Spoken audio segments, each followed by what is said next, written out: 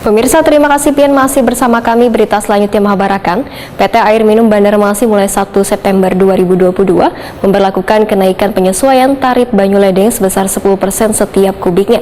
Namun wakil rakyat di DPRD Banjarmasin sepertinya kadada lagi memiliki wewenang atau kekuatan untuk menahan kenaikan tersebut dikarenakan status hukum PDAM Banjarmasin Banjarmasin sudah berubah menjadi PT Air Minum Banjarmasin.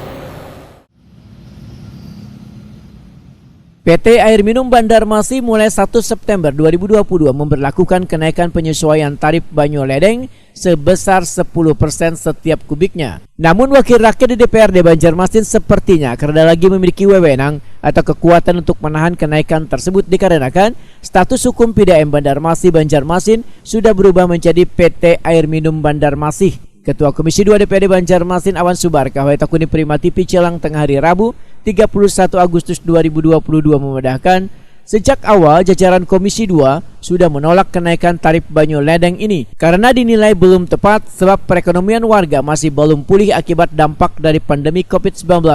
Politisi PKS ini menegaskan setelah adanya perubahan status hukum tersebut maka DPRD Banjarmasin kadada memiliki kewenangan lagi untuk memberikan penolakan maupun persetujuan. Ini tentunya menjadi problematika bagi anggota dewan dengan adanya permasalahan yang terjadi.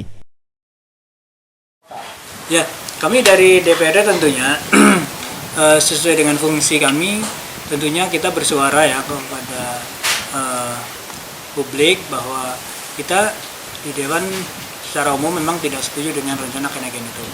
Nah, memang yang jadi persoalan ini kan adalah setelah PDAM menjadi perseroda ini, kemudian tidak ada kewenangan lagi dari DPRD untuk memberikan persetujuan, sehingga kemudian PDAM kalaupun mereka jalan dengan rencananya tanpa ada persetujuan dari Dewan pun mereka bisa jalan. Nah, ini juga problematika yang sekarang terjadi.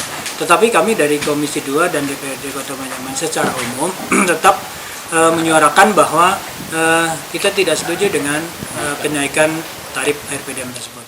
Anggota Komisi 2 DPRD Banjarmasin Muhammad Natsir menyatakan semestinya PT Air Minum Banjarmasin harus meningkatkan pelayanannya terlebih dahulu sebelum menaikkan penyesuaian tarif Banyuledeng sebesar 10%.